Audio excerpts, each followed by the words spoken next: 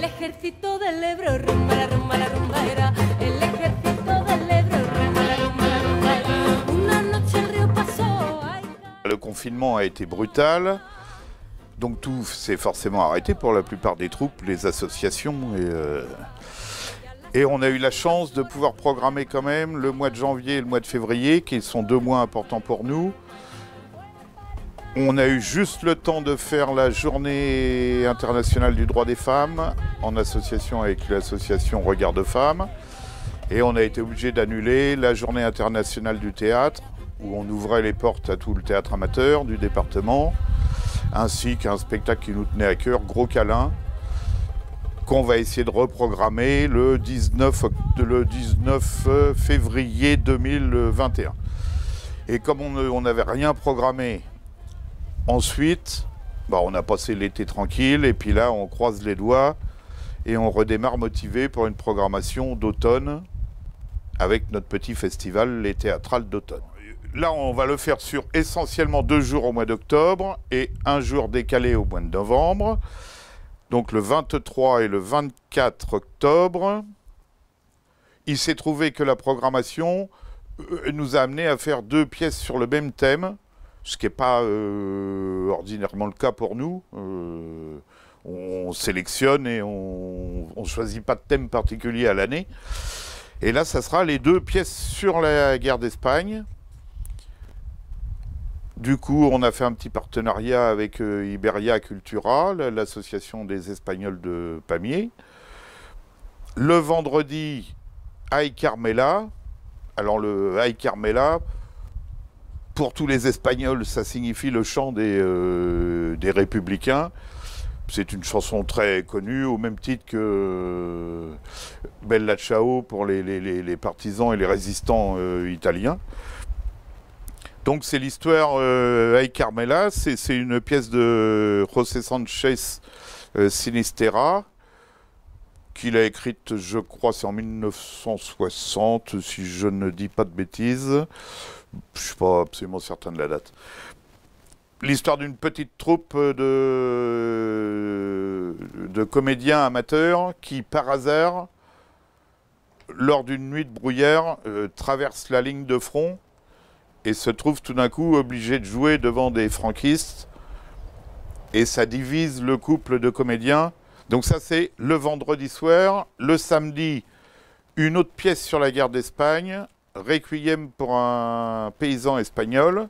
C'est une pièce de Ramos Sander. C'est le dilemme d'un curé qui doit écrire et dire le Requiem pour ce paysan qui a été abattu par les phalangistes, alors qu'il est un tout petit peu responsable de tout ça. Et en fait, toute l'histoire, il attend la famille du défunt et n'arrive que 3 personnages qui représentent en Espagne le pouvoir, l'ordre et la noblesse. Et il est un petit peu coincé dans tout ça là mais c'est une très jolie pièce.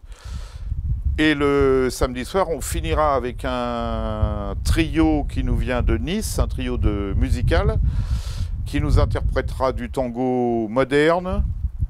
Le groupe s'appelle le Barrio sur Trio. Il est composé de 3 musiciens. Et on finira la soirée comme ça, si tout se passe bien.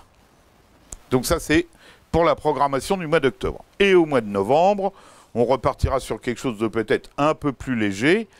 Marius, donc une des 3 pièces de la trilogie de Pagnol. Je ne sais pas si on a besoin d'expliquer ce qu'est Marius, mais...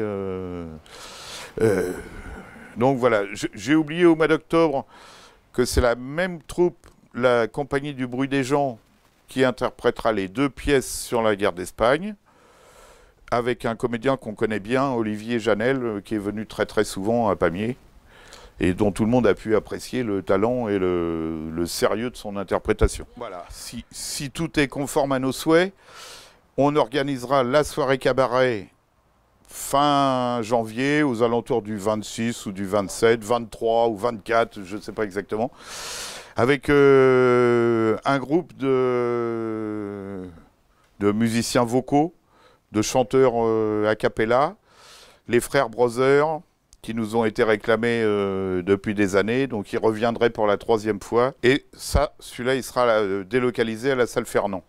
Et ensuite, on a le fameux gros câlin qu'on a été obligé d'annuler cette année, qu'on reprogramme le 19 février à la salle du Jolimaille. Et il nous restera, toujours en souhaitant que tout se passe bien au printemps, la journée des droits des femmes avec l'audace du papillon, une pièce qui se jouera le 6 mars. Et en principe, aux alentours de la journée internationale du théâtre, une scène ouverte à tous les amateurs du département, avec peut-être une pièce, si on trouve, faite par des professionnels, toujours aux alentours du 26-27 mars.